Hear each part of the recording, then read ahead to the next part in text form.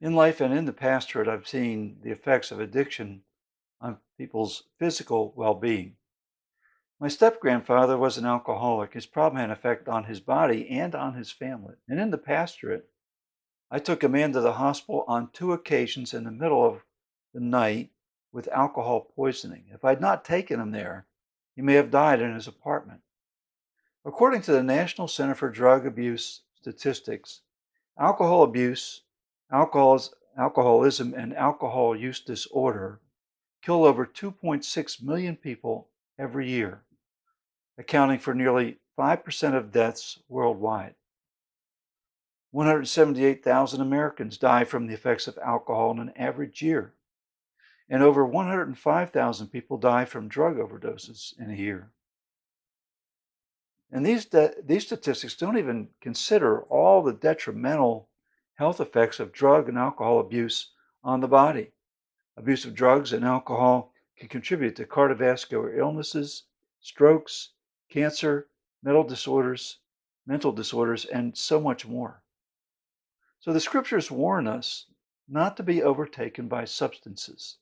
Isaiah recorded these words from the Lord when he wrote this, "Woe to those who rise early in the morning, that they may run after strong drink, who tarry late into the evening as wine inflames them." One of the signs of abuse is that inner compulsion to partake all the time.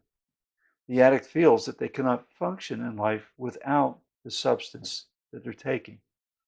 So how does this addiction problem begin? Well, there seems to be a variety of trigger points. Some may have started drinking excessively or doing drugs as a way to cope with the stresses of life. I've seen this especially with young people. The trials of life at an early stage drove them to find a way to deal with various issues.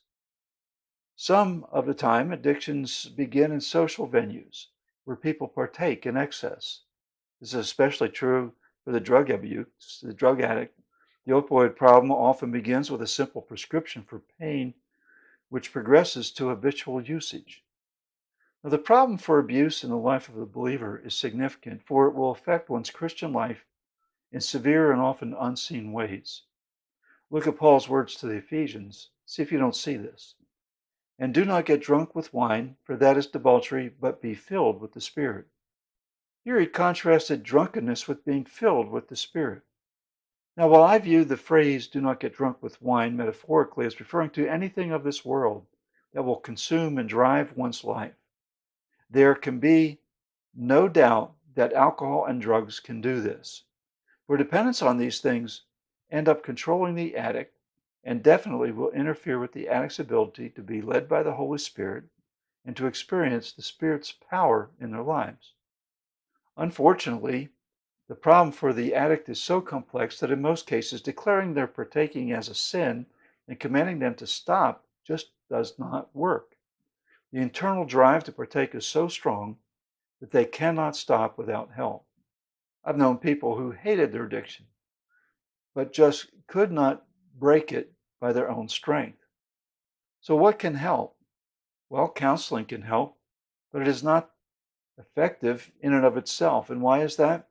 Well, when I called around one time to find help for someone, I found that no local drug and alcohol abuse counselors, I found none of them that would work with the abuser. The ones with whom I spoke said that they gave up their drug and alcohol certifications and practices because the in-office counseling just did not work. They recommended a secular inpatient program, most of which were very expensive. A 30 to 90-day program could cost thousands and thousands of dollars. Well, even with these inpatient programs, the success rates were questionable. I had one person with a drug problem, an alcohol problem, that went through one of these 30-day programs at least 3 or 4 times. So what does work? The best thing that I have seen are the Christian-based programs that are 1 year long. Their success rates are higher than average, where healing comes in a community focused on the Lord. I've heard success rates of somewhere around 90%. In these programs, they deal with the complete person, not just the physical issue, but they do deal with the person physically, emotionally, and spiritually. In New Hampshire, we had one called His Mansion who did a wonderful work in the lives of those who truly wanted help. Now, as a pastor, my advice is this. If you have someone who is struggling with addiction, first pray for them. The Lord needs to be involved in their healing. Without the Lord's healing, they will not be able to get through it. Ask that the Lord would touch the person's heart and that the person would want help. Then point them to a solid Christian inpatient program that focuses heavily on discipleship and emotional healing, as well as the physical well-being of the person.